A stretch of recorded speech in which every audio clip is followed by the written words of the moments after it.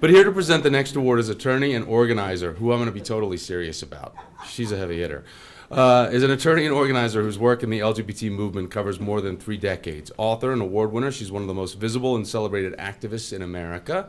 Currently a senior fellow at the Center for Gender and Sexuality Law at Columbia Law Center.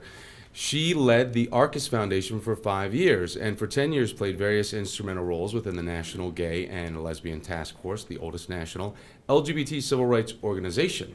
Ladies and gentlemen, someone who I do not have access to on Facebook.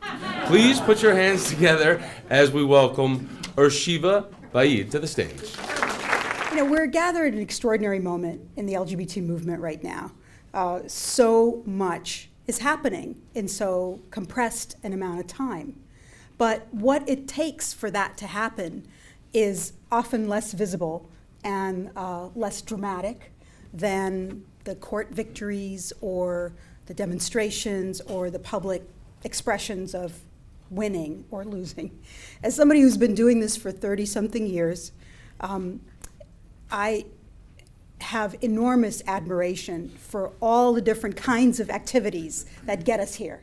And one set of people who have gotten us to this point are the people who work inside, the people who work in government, the people who work in the political process, like Gautam.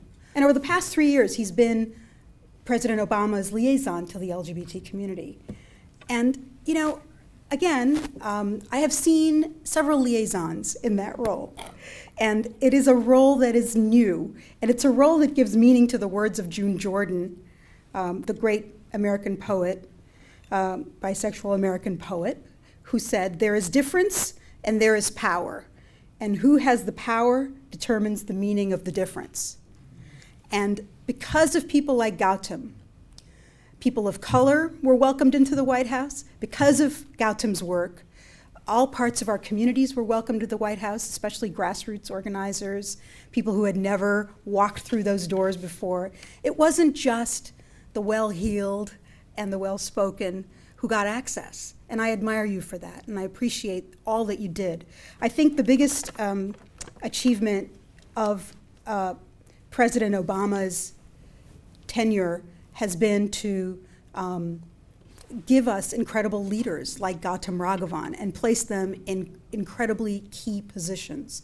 So it's with great pleasure and pride that I present to my brother, my Indian brother, and my gay brother, Gautam Raghavan, this award. I'm from Washington, D.C., so I wrote this down because we don't go off script in that city. Thank you, Urvashi, for the very kind introduction. Urvashi is someone who I've looked up to for many years.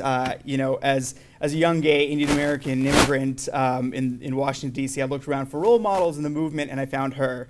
And in her career and in her life, and you ought to know about her if you don't, she has led tremendous change with passion and compassion and integrity and conviction, and I admire that so much, and I'm so honored to have you say such nice things about me, so thank you. And I am so honored to be with the Clementi family tonight. I've had the chance to meet you and get to know your work over the last couple of years, and you are such an inspiration to all of us. You've shown all of us how to build a legacy out of a tragedy, and I think you are, you know, we're talking about Upstanders, you're the original Upstanders in this room, and we're a better community and a better country for the work that you do, so this is really an honor. You know, I accept this award, please.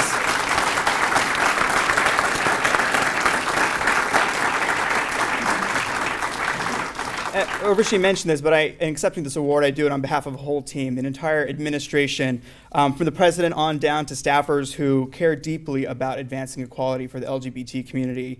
For 5.5 years, I got to see that commitment, that dedication and determination up front and personal, and I will always treasure being a part of an administration that made it a priority to use the power of government to expand equality, to protect our community, and to save lives.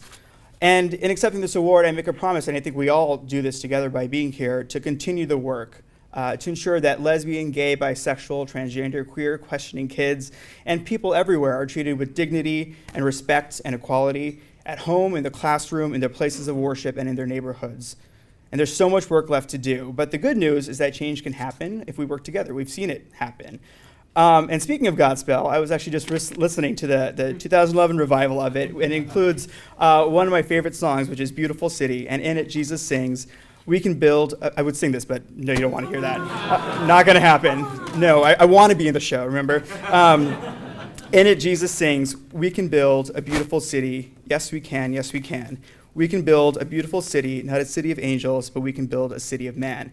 You know, as with any great piece of work, I'm sure the lyrics mean different things to different people, and I understand that every show does it a little bit differently too. And obviously, I love the reference to yes, we can in the middle there, sort of a homage to the president. It wasn't that. But more than any of that, to me, it's a song that speaks very optimistically to our capacity as regular people who care to build a brighter and better future. Tonight, I think we remember that it's a future that we wish Tyler could have seen, but together, let's build it in his memory. Thank you very much.